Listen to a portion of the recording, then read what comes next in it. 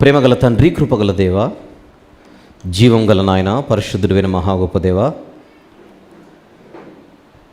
మా జీవితాలలో మరొక నూతన దినమును మాకు అనుగ్రహించినందుకు స్తుతులు చెల్లిస్తున్నాం ప్రభువా. జీవము గల మీ మాటల కోసం మేము ఎదురు చూస్తూ మీ సన్నిధికి వస్తూ ఉన్నాం. మొదటి వర్తమానంలో మమ్మను బలపరిచినందుకు, ప్రోత్సహించినందుకు స్తుతులు చెల్లిస్తున్నాం ప్రభువా. ఈ రెండవ వర్తమానంలో కూడా మేము మరింత బలపడుటకు ఈ కొద్దిసేపు ఈ సందేశమును, ఈ ధ్యానమును ఆశీర్వదించమని మీ సన్నిధిలో మొరపెట్టుచు వేడుకొనుచు మీ ఆత్మ సహాయం నర్తిస్తూ మా అందరి రక్షణకు కారణమైన సిలువ బలియాగమును నెమరు వేసుకొనుచు, స్మరించుకొనుచు ఆ శిలువపై చిందింపబడిన నిష్కలంకమైన యేసుక్రీస్తు ప్రభు వారి రక్తాన్ని జ్ఞాపకం చేసుకొనుచు, ఆశ్రయించుచు మీ సన్నిధికి వచ్చుచున్నాం. ఈ ప్రార్థన ఆలకించమని యేసు ప్రభు వారి పరిశుద్ధమైన నామములోనే విన్నవించుకుంటూ ఈ కొన్ని విన్నపములు మీకే సమర్పించి వేడుకొనుచున్నాము తండ్రి. ఆమెన్. ప్రభునందు ప్రియులారా, ఈ రాత్రి అనగా ఈ సాయంత్రం వేళ మనందరి విశ్వాస జీవితానికి అవసరమైన ఒక ప్రాథమికమైనటువంటి విషయాన్ని మనం కలిసి మాట్లాడుకుందాం. దేవుని దృష్టిలో భూమి మీద రెండు రకాల ప్రజలు, ఒకరు లోకస్తులు, మరి ఒకరు సంఘస్థులు. లోకస్తులకు భవిష్యత్తు ఎలా ఉంటుందో నోవహు జలప్రలయాన్ని చూస్తే అర్థమవుతుంది. అది జలప్రలయం, రాబోయేది మరింత భయంకరమైన ప్రళయం. పొరపాటున కూడా మనము లోకస్తుల జాబితాలో ఉండకూడదు. ఇక రెండవదే సంఘస్థులు. కాసేపు మనం అయితే సంఘములో కూడా దేవుడు మళ్ళీ రెండు రకాల ప్రజలను చూస్తూ ఉంటాడు. అందులో ఒకరు విశ్వాసంలో బలమైన వారు, మరొకరు విశ్వాసములో బలహీనులు. ఇద్దరు విశ్వాసులే. విశ్వాసములో బలవంతులు, విశ్వాసములో బలహీనులు. వీళ్ళిద్దరు ఎక్కడ కనపడతారు అని అడిగితే సంఘములోనే. సంఘంలో ఉన్నవారు దేవునికి దగ్గరున్నవాళ్ళు, సమీపస్తులు. దేవునికి సమీపంగా ఉంటూ కొందరు బలముగా ఉంటారు, కొందరు బలహీనంగా ఉంటారు. విశ్వాసులమైనటువంటి మనము ఇది మనం ఎరిగి ఉండవలసినటువంటి అవసరత మనకుంది. మొదటి వర్తమానంలో యేసుక్రీస్తు ప్రభు వారు దోణిలో ఉన్న సందర్భాన్ని దైవదాసులు జ్ఞాపకం చేశారు. దోణిలో యేసుప్రభువే ఉన్నాడు, యేసుప్రభుతో పాటు శిష్యులు ఉన్నారు. కానీ వారికి ఎదురైన ప్రశ్న, మీ విశ్వాసం ఎక్కడా? మీ విశ్వాసం ఎక్కడా అన్న ప్రశ్న దగ్గరున్న వాళ్ళకి ఎదురైందా, దూరం ఉన్న వాళ్ళకి ఎదురైందా? ఆయనతో పాటు కలిసున్న వారికి ఎదురైన ప్రశ్న, ఆయనతో పాటు కలిసి తిరుగుతున్న వారికి ఎదురైన ప్రశ్న. అపోస్తలులకే ఈ ప్రశ్న ఎదురైందంటే చరిత్రలో ప్రతి క్రైస్తవునికి, క్రైస్తవ సోదరికి ఎదురయ్యే ప్రశ్న ఇది. కాకపోతే ఒక్కొక్కరికి ఒక్కొక్క సిచ్యువేషన్లో అది ఎదురవుతుంది. కానీ మరణించిన తర్వాత ఇదే ప్రశ్న ఎదురైతే అది చాలా ప్రమాదకరం. అందుచేత ఈరోజు కొద్దిసేపు మాత్రమే మనం చేయబోయే వాక్య ధ్యానం మన ఆత్మీయ జీవితాలను ఖచ్చితంగా బలపరచాలి. చదవబడిన వాక్య పఠనం మత్తయి సువార్త తీద్దాం ఒకసారి. 7వ అధ్యాయం. మత్తయి సువార్త 7వ అధ్యాయం. అందరూ తీద్దాం.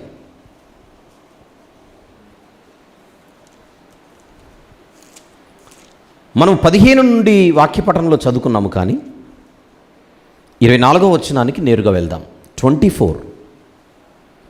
కాబట్టి ఈ నా మాటలు విని వాటి చొప్పున చేయు ప్రతివాడు బండ మీద తన ఇల్లు కట్టుకొనిన బుద్ధిమంతుని పోలియుండును. ఒకసారి 26వ వచనం కూడా చదివేద్దాం. మరియు ఈ నా మాటలు విని వాటి చొప్పున చెయ్యని ప్రతివాడు. ఈ 2 వచనాలలో కామన్గా ఒక మాట ఉంది. నా మాటలు వినేవారు, నా మాటలు వినేవారు. 24వ వచనంలో కూడా వినేవారే, 26వ వచనంలో కూడా వినేవారే. ఎవరిద్దరు? వినేవారే. వినేవారు జనరల్గా ఫిజికల్గా ప్రభువుకు దగ్గరగా ఉంటారా, దూరంగా ఉంటారా? దగ్గరగా ఉంటారు. ఈరోజు ఇక్కడున్న మనందరము కూడా వినేవారమే. ప్రతి వారం ఆన్లైన్లోను ఆఫ్లైన్లోను చాలా సమీపంగా. కానీ లోపలికి వచ్చి వింటున్నాను కదా, ఆయనకు సమీపంగా ఉన్నాను కదా అనే ఆలోచనతో ధీమాతో మనం బతికేస్తే కుదరదు అంటోంది వాక్యం. వినేవారిలో మళ్ళీ 2 రకాలు. ఒకరు విని వాటి చొప్పున చెయ్యువారు, 24వ వచనం. విని వాటి చొప్పున చెయ్యని వారు, 26వ వచనం. అసలు నేనెక్కడున్నానని నా గురించి నేను పరిశీలించుకోవాలి, మీరెక్కడున్నారని మీ గురించి మీరు పరిశీలించుకోవాలి. ఇది ఆరోగ్యకరమైన పరిశీలన. పౌలు గారు ఎన్నో పత్రికలు రాస్తూ అందులో పదే పదే చెబుతుంటాడు, మిమ్మును మీరే పరీక్షించుకోవాలి. కొరింథీయులకు రాసిన 2వ పత్రిక 13వ అధ్యాయం. కొరింథీయులకు వ్రాసిన 2వ పత్రిక 13వ అధ్యాయం 5వ వచనం ఒకసారి చూద్దాం. 5. మీరు విశ్వాసము గలవారై ఉన్నారో లేదో మిమ్మును మీరే శోధించుకొని అనే పదం పరిశోధించుకుని అనే అర్థంలో ఉంది. శోధించుకుని అంటే టెంప్ట్ చేసుకోమని కాదు, టెస్ట్ చేసుకోమని. తెలుగులో టెంప్టింగ్ని టెస్టింగ్ని కొన్ని సందర్భాలలో రెండింటినీ శోధించడం అనే పదంతోనే వాడుతూ ఉంటారు. మీరు విశ్వాసము గలవారై ఉన్నారో లేదో మిమ్మును మీరే శోధించుకొని చూచుకొనుడి, మిమ్మును మీరే పరీక్షించుకొనుడి. ఈ మాట మనం అండర్లైన్ చేయకపోతే మర్చిపోతాం మళ్ళీ. మిమ్మును మీరే పరిశోధించుకొనుడి. ఇది జరుగుతోందా? విశ్వాస పరీక్ష, ఫెయిత్ టెస్ట్. ఇది జరగడం లేదు అని అనుకుంటే కాసేపు మన జీవితాల్లో మనము చాలా అన్సేఫ్ జోన్లో ఉన్నట్టు, క్షేమకరము కాని ఒక జోన్లో మనం బతుకుతున్నట్టు. ఎందుకంటే సాతాను తంత్రం ఏమిటి అని అంటే, నువ్వు వెళ్తున్నావుగా, కూర్చుంటున్నావుగా, వింటున్నావుగా, ఇంకేం కావాలి? అది సరిపోదంటున్నాడు దేవుడు. వచ్చి వినడం కాదు, దాని చొప్పున మనం బ్రతుకుతున్నామా, దాని చొప్పున మనము చేస్తున్నామా అన్న ఒక సీరియస్ క్వశ్చన్ స్ట్రైట్ ఫార్వర్డ్గా వాక్యం నుంచి మనకు ఎదురవుతుంది. ఒక వయసు వచ్చిన తర్వాత తరచుగా మెడికల్ టెస్ట్ చేసుకోమంటూ ఉంటారు డాక్టర్స్ కానీ మిగిలిన వారు కానీ. డయాబెటిక్ పేషెంట్స్ ఉన్నారనుకోండి, చాలా ఫ్రీక్వెంట్గా టెస్ట్ చేసుకుంటూ ఉండాలి షుగర్ లెవెల్స్ ఎలా ఉన్నాయని. అవసరం. లేదంటే ప్రమాదం. అంతా బాగానే ఉంది అని అనుకుంటుండగా ఒక్కసారిగా షుగర్ లెవెల్స్ అని పీక్ స్టేజ్కి వెళ్ళిపోయాయి అనుకోండి, అప్పుడు చాలా ప్రమాదం. అప్పటికి ఎన్నో ఆర్గన్స్ లోపల దెబ్బతినిపోయి ఉంటాయి. ఈ టెస్టింగ్ అనేది జరగకపోతే ఖచ్చితంగా ప్రమాదం అని మనకు నెంబర్ ఆఫ్ ఎగ్జాంపుల్స్ మనకు సొసైటీలో కనబడుతున్నాయి. మనం పంపుతున్న పిల్లలు బడికి వెళ్ళిన తర్వాత వాళ్ళ చదువులు ఎలాగున్నాయో తెలియాలనంటే తరచుగా టెస్ట్స్ అనేవి పెట్టాలి వారికి, ఎగ్జామ్స్. ఉద్యోగ నోటిఫికేషన్లు ఇచ్చిన తర్వాత ఈజీగా ఎవరు అప్లై చేస్తే వాళ్ళకు ఉద్యోగాలు ఇవ్వట్లేదు. ఎన్నో examinations, oral test, written test, physical test, medical test.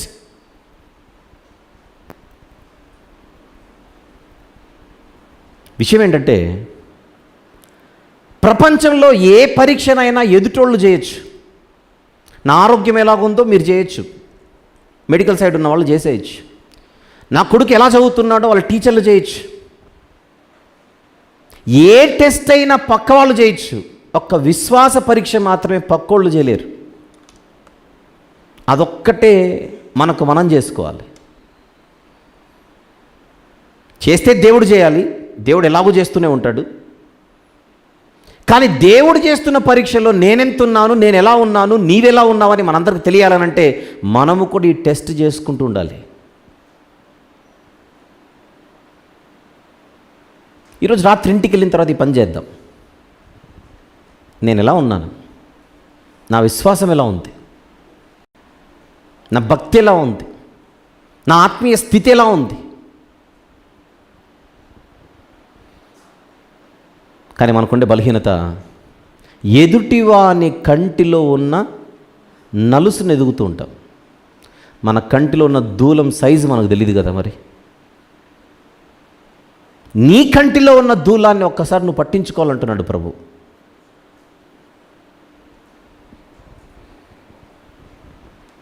ఈరోజు క్వశ్చన్ నెంబర్ 1, మనందరం వాక్యం వింటున్న వారమా?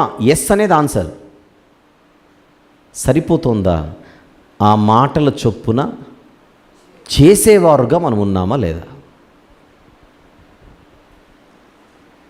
రైట్. అసలు నా విశ్వాసాన్ని నేను ఎలా పరీక్షించుకోవాలి? అది next question. I'm ready, I'm very much ready to examine my self. నేను ఎలాగున్నానో నాకు తెలియాలంటే నేనేం చేయాలి? మొట్టమొదట ఏం చేయాలో చెప్తాను. ప్రతిరోజు మోకరిల్లాలి. ఇది స్టెప్ నెంబర్ 1. ప్రతిరోజు మోకరిల్లాల్సిందే. మోకాళ్ళ మీదికి రానివాడు తనను తాను పరీక్షించుకోలేడు. నేను బాగానే ఉన్నానన్న ఫీలింగ్లో బతికేస్తుంటాడు. దేవుణ్ణి అడగాలి, నా విశ్వాస జీవితం ఎలా ఉందో నాకు తెలియజేయ ప్రభువా, నా భక్తి జీవితం ఎలా ఉందో నాకు తెలియజేయ ప్రభువా, అసలు నా పరిస్థితి ఎలా ఉందో నేను తెలుసుకోవాలనుకుంటున్నాను ప్రభువా, దయచేసి నాకు తెలపండి. ప్రార్థనా జీవితం లేకపోతే విశ్వాస స్థితి మనకు తెలియదు. ప్రభువుతో గడిపే సమయం మనకు లేకపోతే నేను ఎలాగున్నానో నాకు అర్థం కాదు. దేవుని సహాయం లేకుండా నేను ఎలాగున్నానో నాకు తెలిసే అవకాశం లేదు.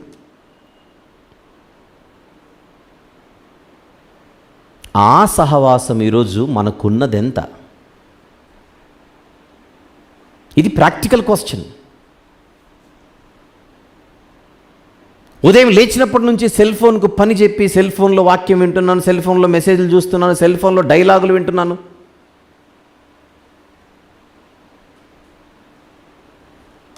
కొన్ని సందర్భాలలో మనం అడిక్ట్ అయిపోతుంటాం. ప్రార్థన మరిచిపోయి మొబైల్కి అడిక్ట్ అయిపోవడం. వాళ్ళ వాక్యం విన్నాను, వీళ్ళ వాక్యం విన్నాను, వీళ్ళ వాక్యం విన్నాను. ప్రభువా ఈరోజు చక్కగా నీతో గడిపాను. ఎవరితో గడిపావు? నీ అభిమాన స్పీకర్తో గడిపావు, దేవునితో కాదు. అందరి వాక్యాలు చూస్తామా, కొందరే చూస్తామా? అఫ్కోర్స్ ఎవరి వాక్యాలు మనల్ని బలపరుస్తున్నట్టే వాళ్ళు చూస్తాం, అది వేరే సంగతి. కానీ సెకండరీ ఇష్యూ, స్పీకర్లకు అడిక్ట్ అయిపోయిన విశ్వాసులు ఉన్నారా లేరా అనేది మీరు చెప్పండి. లేరా? ఉన్నారు.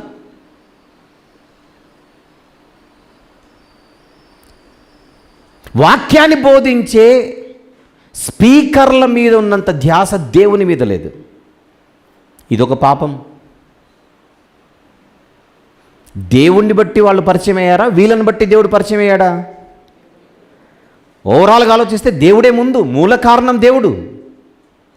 లేదండి వాళ్ళు చెప్పడాన్ని బట్టి నాకు దేవుడు అర్థమయ్యాడనంటే, వాళ్ళు చెప్పడాన్ని బట్టి నాకు దేవుడు అర్థమయ్యాడనంటే వాళ్ళకు కూడా దిక్కు దేవుడేగా. వాళ్ళకు కూడా దిక్కు దేవుడే. ఒక వ్యక్తి నాకు దేవుణ్ణి పరిచయం చేసినంత మాత్రాన పరిచయం చేసిన వాడు, పరిచయం ఆయన ఎవరినైతే చేశాడో ఆ దేవుని కంటే నేను పెద్దోడు కాలేడు, గొప్పోడు కాలేడు. ఎందుకు ఈ దురభిమానం? దురభిమానం.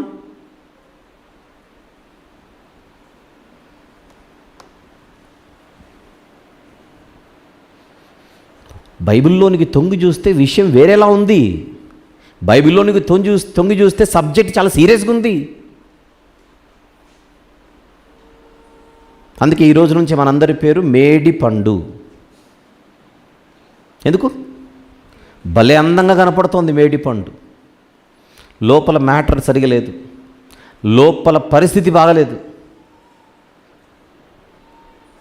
యూట్యూబుల్లో మెసేజ్లు చూస్తూ, లైవ్ మెసేజ్లు వింటూ నేను దేవుని సన్నిధిలో ఉన్నానన్న ఫీలింగ్లో మనం గడిపేస్తున్నాం.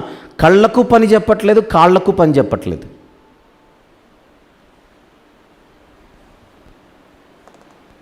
దృష్టి ధ్యాస అంతా కూడా మనుషులు మనుషులు మనుషులు.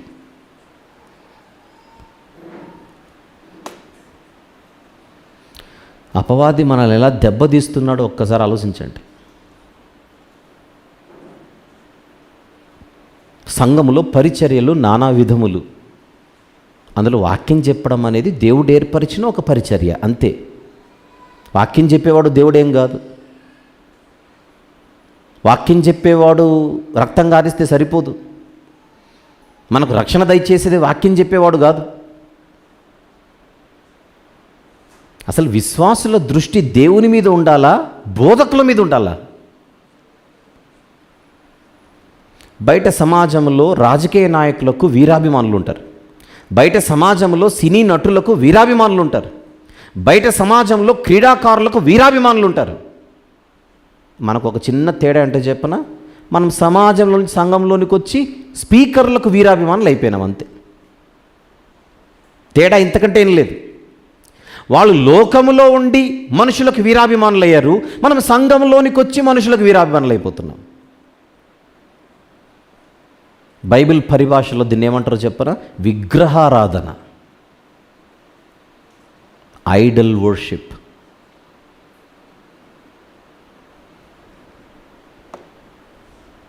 ఎంత పాపాన్ని మూట కట్టుకుంటున్నాం మనం.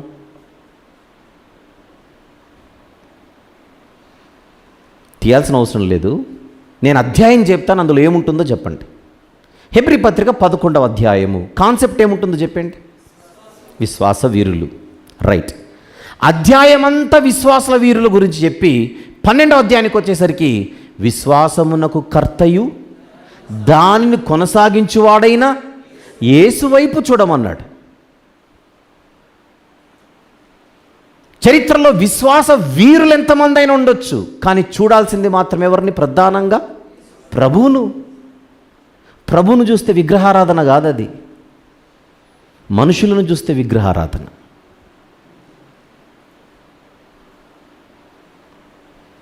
క్రైస్తవులను సాతాను కొడుతున్న దెబ్బెలా ఉంటుందో మీకు గుర్తు చేసే ప్రయత్నం చేస్తున్నా. మనం లోపలికి వచ్చి సేఫ్ అనుకుంటున్నాం, లోపలికి వచ్చి విగ్రహారాధికులుగా మారిపోయాం.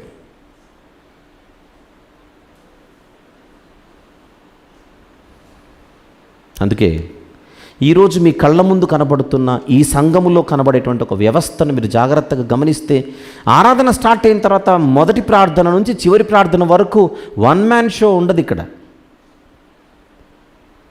ఒక్కొక్కరు ఒక్కొక్క పని చేసి దిగిపోతుంటారు, ఎవరి పాత్ర వాళ్ళు వస్తారు, ఎవరి బాధ్యత వాళ్ళు నిర్వహిస్తారు, వెళ్ళిపోతుంటారు. ఈ వ్యవస్థ నేర్పుతున్న పాఠం ఏమిటి? ఓహో, ఇక్కడ ఎవ్వరు కూడా ఒక మనిషిపై లేదా ఇద్దరు వ్యక్తులపై లేదా ఒక బృందంపై దృష్టిని కేంద్రీకరించే విధంగా వ్యవస్థ లేదు ఇక్కడ. ఇది సరిపోదు, ఇంకా వాక్యాన్ని బట్టి ఇంకా దూరాలోచనలు చాలా ఉన్నాయి. క్రొత్త నిబంధన వాక్యానుసారమైనటువంటి సంఘముగా మన సంఘం ఇంకా వర్ధిల్లాలి.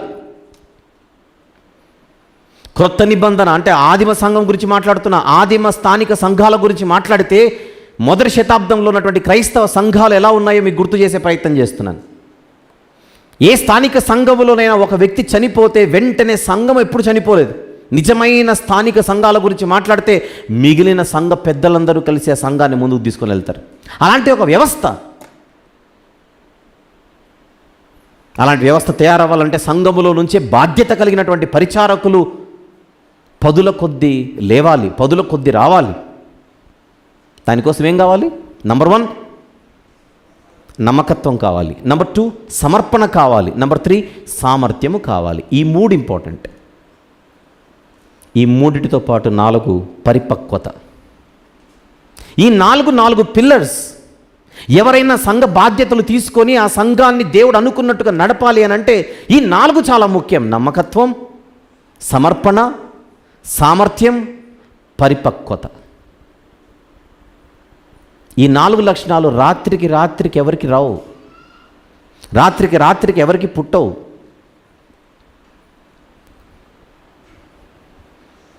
సంఘము విశ్వాస జీవితంలో అందరూ క్షేమంగా అభివృద్ధి చెందాలనంటే సంఘములో విపరీతమైన ప్రార్థనలు జరగాలి. ప్రభువా, సమర్పణ కలిగిన, నమ్మకత్వం కలిగిన, పరిపక్వత కలిగిన, సామర్థ్యము కలిగినటువంటి సేవకులను మా స్థానిక సంఘంలో నుంచి పుట్టించు ప్రభువా అని ప్రత్యేకంగా రోజు ప్రార్థనలు చేయాలి.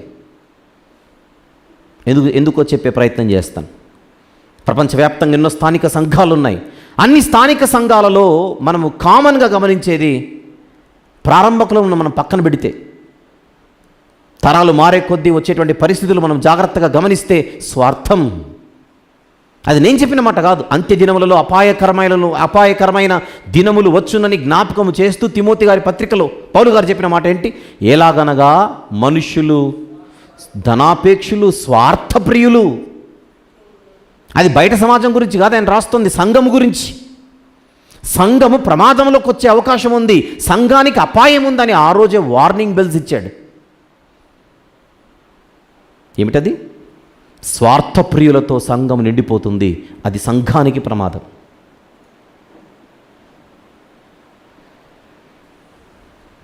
గమనించాలి. అందుకోసం దేవుడు అనుకున్న ఒక వ్యవస్థలోనికి మన సంఘాలు రావాలి అనంటే ముందుగా పనివారు తయారు కావాలి.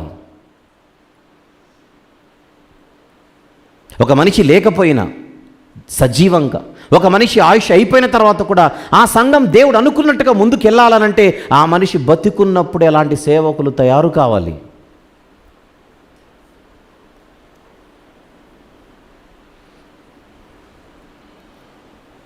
సంవత్సరాల కొద్దీ మనకు మెంబర్షిప్ ఉంటే సరిపోదు. మెంబర్షిప్తో పాటు కమిట్మెంట్ ఏంటి, సమర్పణ ఏమిటి, పెంచుకుంటున్న సామర్థ్యం ఏమిటి, నమ్మకత్వం దాదాపుగా అందరికీ ఉంటుంది, అది ప్రాబ్లం లేదు, ఉండని వాళ్ళు కూడా ఉన్నారు. కానీ సమర్పణ విషయం ఏమిటి, సామర్థ్యం విషయం ఏమిటి, పరిపక్వత విషయం ఏమిటి? ఇలాంటి 4 పిల్లర్స్ ఏవైతే ఉన్నాయో, 4 పిల్లర్స్ కలిగినటువంటి పరిచారకులు, 4 పిల్లర్స్ కలిగినటువంటి సేవకులు సంఘాలలో చాలా అరుదుగా కనబడుతున్నారు. నాయకులు, అధ్యక్షులు, పెద్దలు అనేటువంటి పేర్లు మాత్రం తగిలించుకొని ఉంటుండొచ్చుగాక. మా సంఘంలో సంఘ పెద్దలు ఉన్నారండి, వెరీ గుడ్, మంచిదే. పెద్దలు లేకపోతే కష్టమే. కానీ వాక్యానుసారమైనటువంటి పెద్దలు ఎన్ని సంఘాలలో ఉన్నారు? పెత్తనం కోసం పెద్దలు అనేటువంటి ఒక బిరుదు సంఘానికి పనికిరాదు.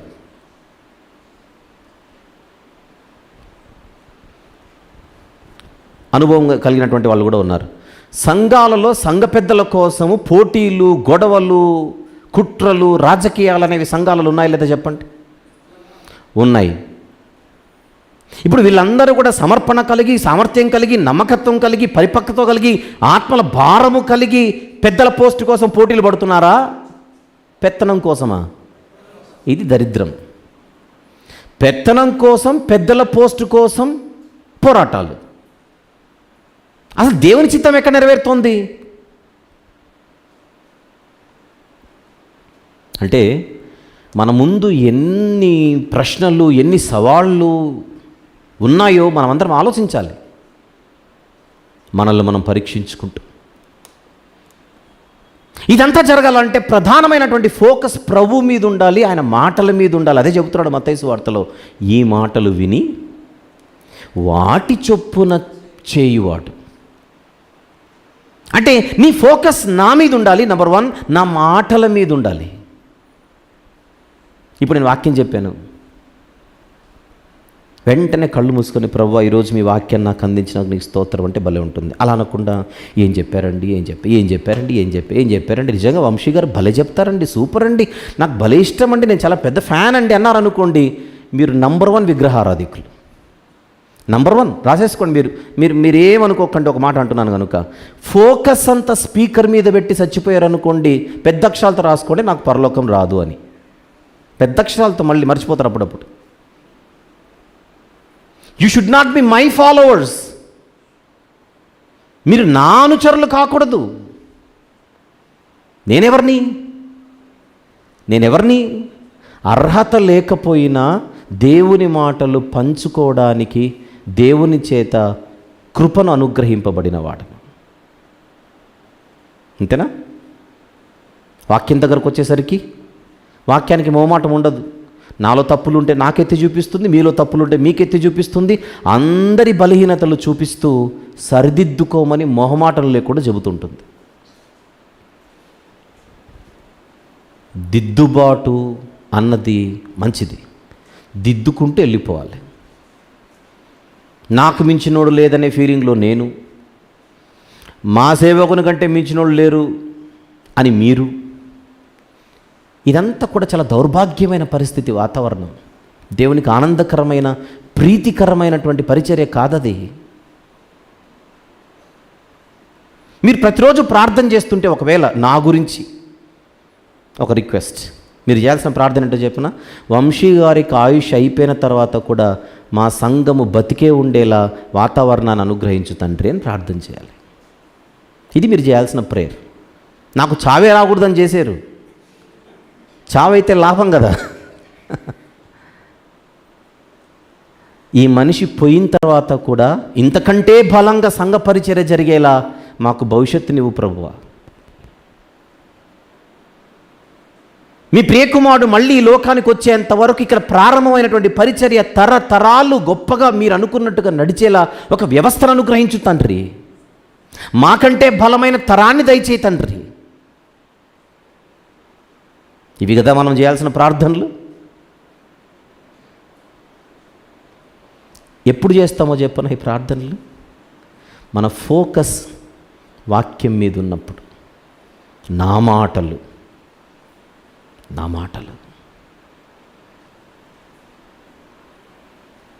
మణిపూర్లో జరుగుతున్న పరిస్థితులు చాలా బాధాకరంగా ఉన్నాయి. బాగానే ఉంది, కానీ ఇంకొక యాంగిల్ చెప్తాను. వాళ్ళ గురించి ప్రార్థన చేసే అవకాశం మనకు వచ్చింది. ఆ మాట ఒక్కసారి ఆలోచించండి. వాళ్ళ పరిస్థితులు బాగలేవనేది చాలా బాధాకరం, కానీ హృదయపూర్వకంగా మనకు ముఖ పరిచయం లేని వారి గురించి ప్రార్థన చెయ్యాలనేటువంటి ఒక భారం మనలో నిండిపోయిందే.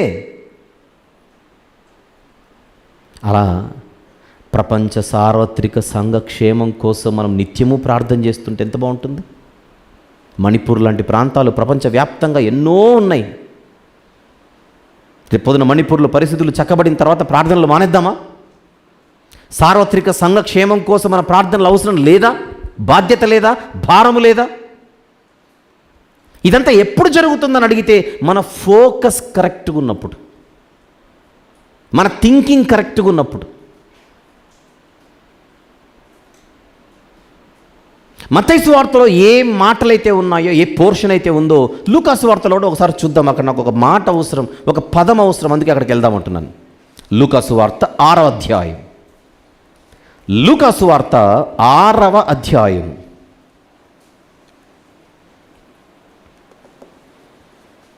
46వ వచనం నుంచి చూద్దాం. 46 నుంచి. నేను చెప్పు మాటల ప్రకారం మీరు చెయ్యక ప్రభువా ప్రభువా అని నన్ను పిలుచుట ఎందుకు, నా పేరు ఎందుకు గురించి జపం చేస్తున్నారు మీరు? ఈరోజు ఉదయం యాప్రాల్లో మెసేజ్ అదే. దేవుని నామమును వ్యర్థముగా ఉచ్చరించకూడదు. నేను చెప్పే మాటల ప్రకారం మీరు చేయకుండా 24 గంటలు నా పేరు ఎందుకు పలుకుతారు? అది వ్యర్థం. నా యొద్దకు వచ్చి 47 నా మాటలు విని వాటి చొప్పున చేయు ప్రతివాడు ఎవని పోలియుండునో మీకు తెలియజేతుడు. కాసేపు 47వ వచనంలో కొంచెం టైం స్పెండ్ చేద్దాం. 3 విషయాలు చెప్పాడు. నేను చెప్పిన మాటల ప్రకారం ఒక మనిషి చెయ్యాలంటే ముందు నా మాటలు వినాలి. చెయ్యాలి అంటే వినాలి. వినాలి అంటే నా యొద్దకు రావాలి. ఫస్ట్ మాటే అది. నా యొద్దకు వచ్చి. నంబర్ 2 విని.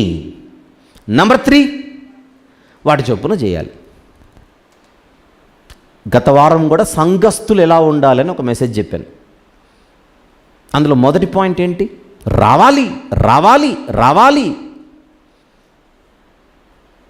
అప్పుడప్పుడు మనం బయటకు వెళ్ళి టిఫిన్ చేసినట్టుగా అప్పుడప్పుడు మన ఇంటిని దాటి ఇక్కడికి వచ్చి కూర్చొని వెళ్ళిపోతే కుదరదు. రెగ్యులారిటీ, రావాలి. రైట్. వచ్చిన వాళ్ళు ఏం చేయాలి? వినాలి, కిందికి వెళ్ళి కూర్చోకూడదు. అది పాయింట్. వచ్చిన వాళ్ళు ఏం చేయాలి? వినాలి. వచ్చిందే వినడానికి, వచ్చిందే పాడడానికి, వచ్చిందే ప్రార్థనలో ఉండడానికి, వచ్చిందే దేవుని స్తుతించడానికి. ఇక్కడికి వచ్చి కిందికి మీరు ఇప్పుడు ఎక్కువ దాని పెద్ద ప్రాబ్లం కాకపోయినా గుర్తు చేస్తున్నాను. జనరల్గా ఇక్కడనే కాదు, అన్ని సంఘాలలో చూడండి, అక్కడ వాక్యం చెప్తుంటారు, బయట ముచ్చట్లు పెట్టుకొని ఉంటారు. ఈ బ్యాచ్ ఒకటి ఉండదు. అన్ని స్థానిక సంఘాలలో ఈ బ్యాచ్ ఉంటుందా ఉండదా చెప్పండి. కళ్ళ ముందు వాక్యం ప్రకటిస్తుంటే బోధకుడు ఇక్కడ వెళ్ళి 4-5 కూర్చొని ఏదో మాట్లాడుతుంటారు. అంత ముచ్చట్లు ఇక్కడ పెట్టుకోవాల్సిన అవసరం ఏముంది? మీకు ఎక్కడ ప్లేసులు లేవా? ముచ్చట్లు పెట్టుకోవడానికి మందిరం అనేది అడ్డా కాదు.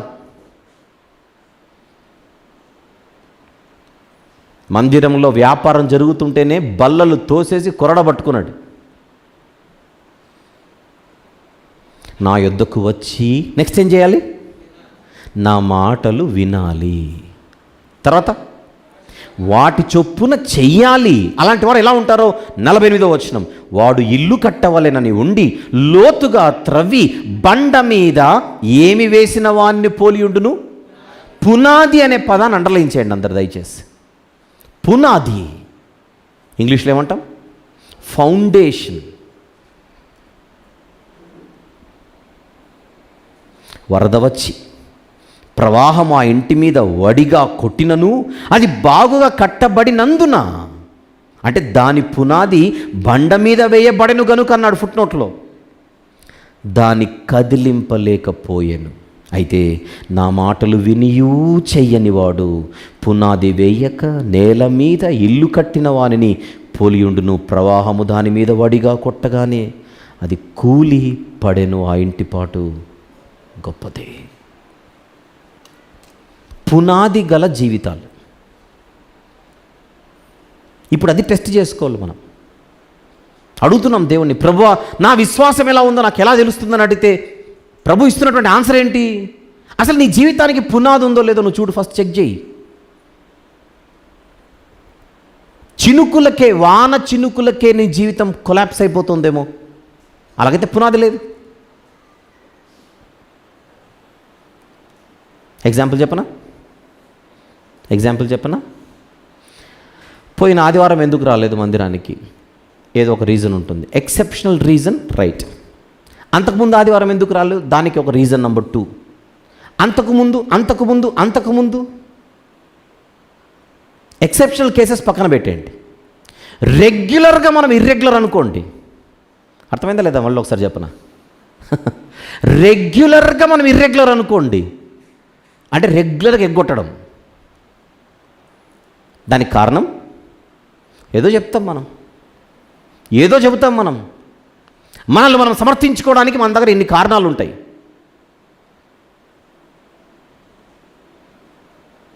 ఈ కారణాల్లో మనకు పుట్టగొడుగుల్లో ఎందుకు పుట్టుకొస్తున్నాయి చెప్పనా? మన జీవితాలు పునాది మీద లేవు. అందుకే వీఆర్ వెరీ ఇర్రెగ్యులర్ రెగ్యులర్లీ.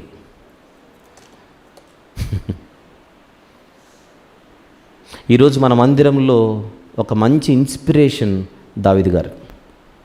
వయసులో ఎంతో పెద్దవారు, తండ్రి సమానులు. ఈరోజు తాను ఇక్కడికి రావడానికి శరీరం సహకరించలేదు మొదటి వర్తమానంలో, కానీ వచ్చాడు. అలా ఎన్నో సందర్భాలలో, ఒకరోజైతే హాస్పిటల్లో అడ్మిట్ అయి బెడ్ మీద నుంచి వాక్యం చెప్తున్నాడు జూమ్లో.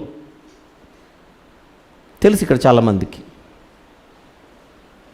ప్రతి నెల నేను పశ్చిమ గోదావరికి సంఘం తరపున మీరు వెళ్ళి అక్కడ వాక్యం చెప్పాలి అని అడిగితే 2 ప్రాంతాలలో ఆదివారం ఏ రోజు కూడా నేను వెళ్ళను, ఏ రోజు కూడా నేను వెళ్ళలేను అనే మాట ఇన్ని నెలలుగా వెళ్ళినటువంటి ఆ సేవకుడు ఎప్పుడు చెప్పలేదు. పశ్చిమ గోదావరి జిల్లాకి మన సంఘం తరపున ఆయన ప్రతి నెల వాక్య పరిచర్య నిమిత్తం పంపబడ్డాడు.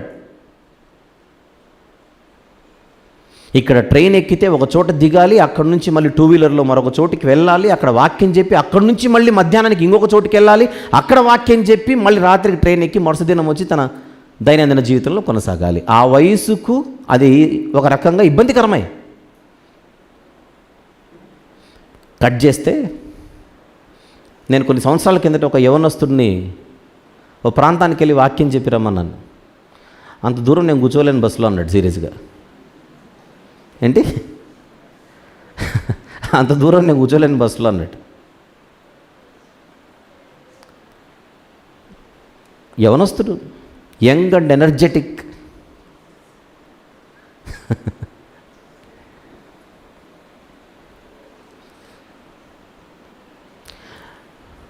ఒక పెద్ద మనిషి ఆరోగ్యం సహకరించుకున్న ప్రభు పరిచర్యల్లో ఎందుకు బలంగా ఉంటున్నాడంటే పునాది బలంగా ఉంది అంతే.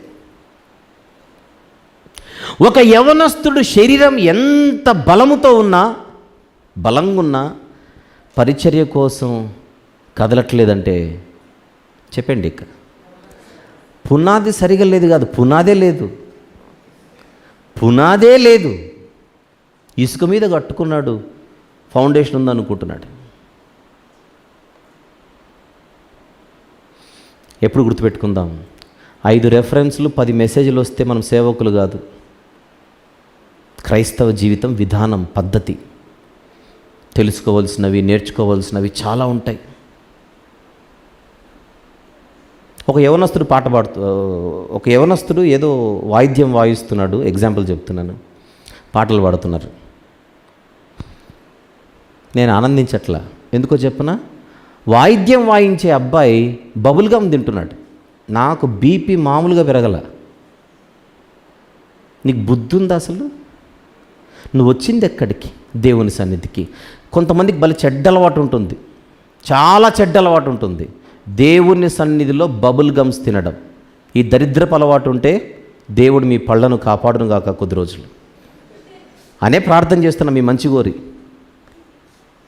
దావీదు గారు అయితే ఏం చేసేవాళ్ళు చెప్పనా? దావీదు గారు అంటే బైబిల్లో ఉన్న దావీదు గారు, ప్రభువా ఆ మనిషి దవడపళ్ళు రాలగొట్టు ప్రభువా.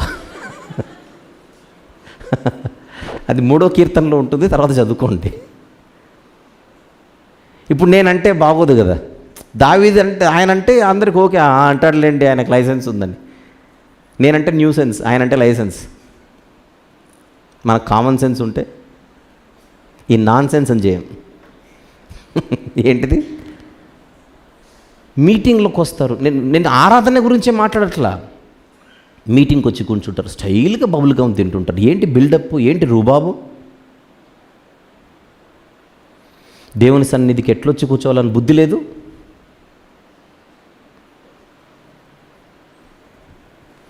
పాకలో బర్రె కూడా అలానే ఏముంటుందండి, నెమరేస్తుంటుంది. ఆ బర్రెకు ఈ బ్రదర్కు తేడా లేదు. పచ్చ పచ్చ పచ్చ పచ్చ పచ్చ పచ్చ పచ్చ ఎటికెట్స్ అంటారు వీటిని, అంటే మినిమం కామన్ సెన్స్. నేను అనేది ఏంటంటే నేర్చుకోవాల్సిన చాలా ఉన్నాయి. బైబిల్ పట్టుకొని అలా ఊపుకుంటూ కూర్చొని వచ్చేసాను, మీరు చర్చికి వెళ్ళి వచ్చానని చెప్పకూడదు. ఎలా వచ్చాం, ఎలా కూర్చోం, ఎలా సచ్చాం మనం.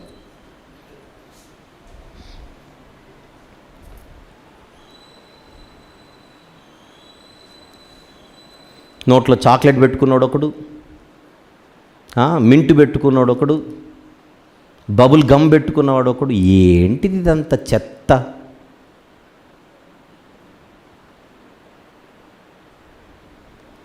ఎక్స్క్యూజ్ మీ, ఇవన్నీ నాకు అప్లై అవుతాయి. నేనేమో మీకు ఉపన్యాసాలు చేసి ఆమె అనట్లా.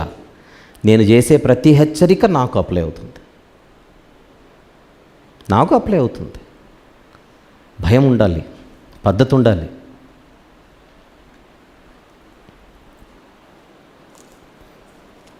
హెబ్రీలకు రాసిన పత్రిక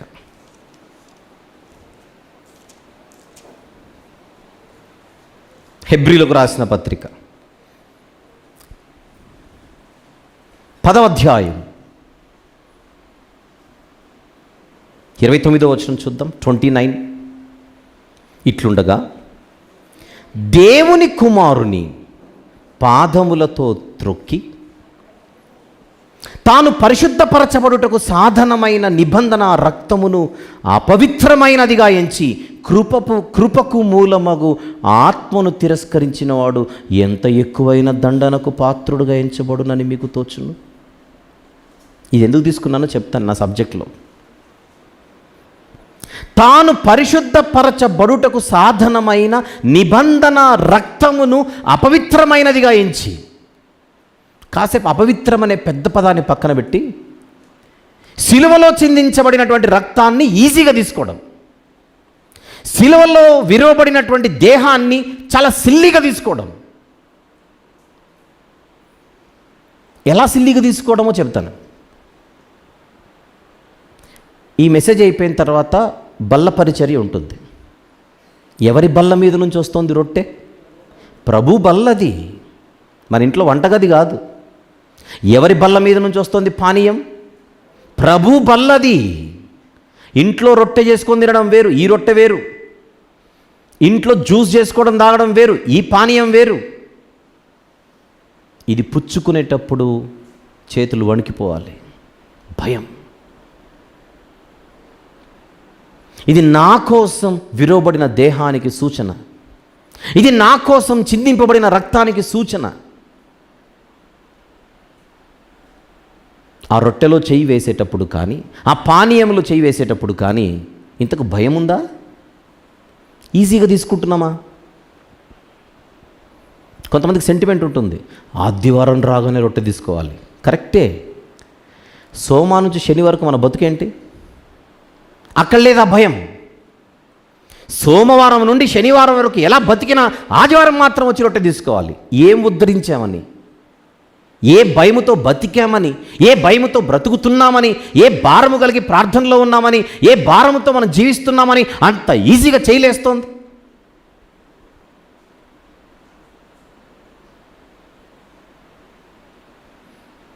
ఆచారం, సాంప్రదాయం,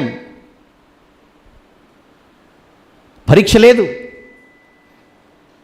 మనల్ని మనం హెచ్చరించుకోవట్లేదు, భయము లేదు.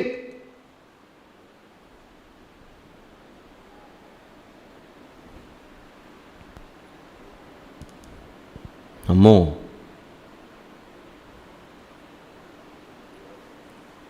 తీసుకోవద్దని చెప్పట్లా, భయభక్తులతో తీసుకోవాలి, పరీక్షించుకుంటూ తీసుకోవాలి. ప్రభు సన్నిధిలో, ప్రభువా నేను బాప్తిస్మం అయితే తీసుకున్నాను కానీ నేను ఇంకా పడిపోతున్నాను ప్రభువా, భయమేస్తోంది ప్రభువా. ఈ మధ్య ఒక బోధ వచ్చింది, మనం అలా అనకూడదని, వాళ్ళకి దండం. ప్రభు సన్నిధిలో మన పాపాల గురించి మనం ఒప్పుకోకపోతే ఎలా? ఎప్పుడో బ్యాప్టిజం తీసుకున్నాను, ప్రభు నా పాపాలు కడిగేశాడు, ఇప్పుడు నేను ప్రార్థన చేయాల్సిన అవసరం లేదు. ఏంటి బోధ? వాక్య విరుద్ధమైన బోధ ఏమిటి? పోనీ నేను బైబిల్ మూసేసి అడుగుతున్నాను, ఇక్కడ బాప్తిస్మం తీసుకున్న వారు ఎంతమంది ఉన్నారో చేయొద్దండి ఒకసారి. రైట్.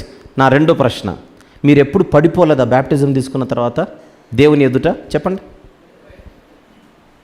పడిపోతూనే లేరా? ఇంకా మనము సరిదిద్దుకోవలసినవి లేవంటారా? ఎవరి సహాయం కావాలి? మన సొంత శక్తి, సొంత బలం సరిపోతుందా దీనికి? ఇక్కడ విషయం ఏంటంటే, దేవుని కృప మనకు అవసరమే. ఆ కృపకు మనము స్పందించకపోతే, గుర్తుపెట్టుకోవాలి, కృప మన మీద వర్క్ అవ్వదు. ఇది అర్థం కావడానికి మనకు తెలుగు వస్తే చాలు. ఆకాశము కంటే ఎత్తైన కృప మనకుంది, కరెక్టే. ఆ కృపను మనము సద్వినియోగపరుచుకోవాలి. దేవుని కృప నన్ను కాపాడుతుంది, రేపు సినిమాకి వెళ్తానే కుదరదు. ఒక డాక్ట్రిన్ వచ్చింది, మీకు త్వరలో మాట్లాడతాను దాని గురించి. ఇది ప్రీ ప్రోగ్రామ్డ్ డాక్ట్రిన్. దీని పేరేంటి? Pre programmed doctrine. Pre programmed doctrine అంటే ఎవరు పరలోకం రావాలో దేవుడు ముందే రాసేసాడు, ఎవడు చచ్చిపోయి నాశానికి వెళ్ళిపోవాలో కూడా ముందే రాసేసాడు. ఇది ప్రీ ప్రోగ్రామ్డ్. ప్రపంచంలో పెద్ద పెద్ద మేధావులు ఈ ట్రాప్లో పడిపోవడం, ఈ డాక్టర్లో పడిపోవడం నాకు విచిత్రం అనిపిస్తుంటుంది. ఆ మాత్రం దానికి ఆదాము గారు పండుని తిని తప్పు చేయాల, ప్రోగ్రాంలో రాయబడింది ఆయన తినాలని తిన్నాడు. హవమ్మ గారు పండు తెంపడం తప్పే కాదు, ఎందుకంటే ప్రోగ్రాంలో రాశాడు దేవుడు ఈమె పండు తెంపాలని.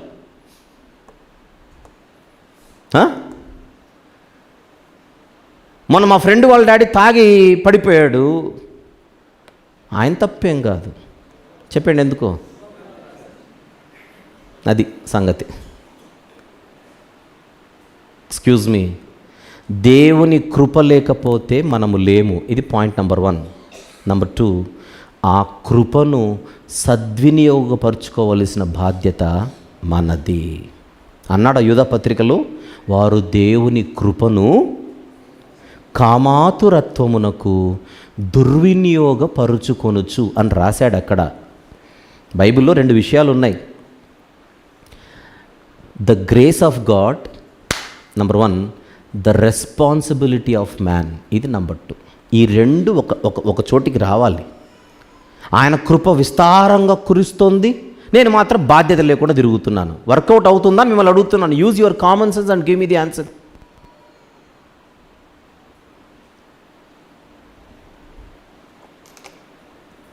అదే దేవుని ప్రేమను, దేవుని కృపను, క్రీస్తు యేసు ప్రభు యొక్క బలియాగాన్ని మనం ఈజీగా తీసుకుంటే కుదరదు. భయం. చివరిగా అదే హెబ్రీ పత్రిక, అదే 10వ అధ్యాయం 38వ వచనం చూద్దాం. 38, నా ఎదుట నీతిమంతుడైన వాడు విశ్వాసం మూలముగా జీవించును. అది బాగానే ఉంది, కానీ అతడు వెనుక తీసిన ఎడల అతని యందు నా ఆత్మకు సంతోషం ఉండదు. ఎంత బాగుందన్నమాట. నీతిమంతుడు విశ్వాస మూలముగా జీవిస్తాడు. ఒకవేళ అతడు వెనుక తీస్తే నెక్స్ట్ మాట ఏంటి? నాకు సంతోషం ఉండదు. అతడు వెనుక తీయాలని నేను ప్రోగ్రాం రాయట్లా. అతడు వెనుక తీయాలని నా ప్రోగ్రాం కాదు, అది ఈయన ప్రోగ్రాం. నా ప్రోగ్రాం నేను రాసుకొని ఆయన ప్రోగ్రాంని పేరు పెడితేలా?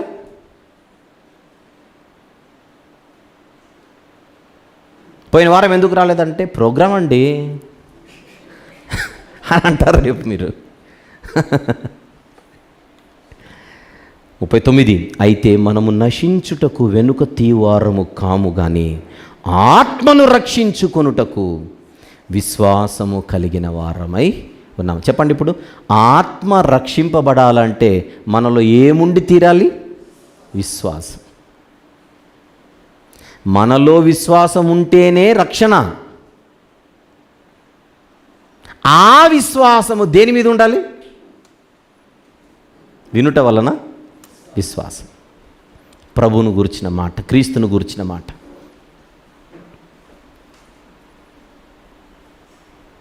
ప్రియులారా, ఈ రాత్రి వాక్యము మన ముందుకు ఒక ప్రశ్నతో సూటిగా వస్తుంది. ఆ ప్రశ్నే, నీ విశ్వాసం ఎక్కడ? ఏమిటది? నీ విశ్వాసం ఎక్కడ? ఎక్కడుంది? ఏ లెవెల్లో ఉంది? ఏ స్థితిలో ఉంది? ఈ ప్రశ్నలకు ప్రభు సన్నిధిలో మోకరిల్లి ఆన్సర్ని, అంటే సమాధానాన్ని ఆయనకే చెబుదాం. ఎవరు చెబుదాం? మనల్ని మనం పరీక్షించుకుంటూ ఈ సమాధానాన్ని ప్రభుకే ఇద్దాం. కొన్ని క్షణాల్లో ప్రభు బల్ల పరిచర్యలోనికి మనం వెళుతూ పాల్గొనవలసిన వారమై ఉంటుండగా మనల్ని మనం పరిశీలించుకుందాం. మోకరిల్లగలిగిన వారు మోకరిల్లి ఒక్క నిమిషం పాటు, నేను ప్రార్థన చేసే ముందుగా ఒక్క నిమిషం పాటు కళ్ళు మూసుకొని, నా విశ్వాసం ఎక్కడుంది? నా విశ్వాసం ఏ స్థాయిలో ఉంది? నా భక్తి ఏ స్థితిలో ఉంది? నా ఆత్మీయ జీవితం ఈరోజు ఉన్నటువంటి పరిస్థితి ఏమిటి? ఎవరిని వారు పరిశీలించుకుందాం. కళ్ళు మూసుకుందాం. ఏ ఒక్కరు కళ్ళు తెరవకుండా బహు జాగ్రత్తగా, భయముతో, కొద్దిసేపు హృదయపూర్వకంగా మన మనస్సును దేవునిపై కేంద్రీకరించి విన్న మాటలు కాసేపు మనము నెమరు వేసుకుంటూ దేవుని సన్నిధిలో మనల్ని మనం తగ్గించుకొని